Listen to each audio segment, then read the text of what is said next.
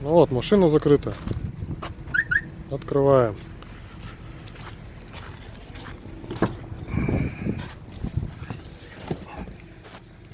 Нажимаем тормоз, нажимаем старт-стоп. Загорается ключик, ничего не происходит.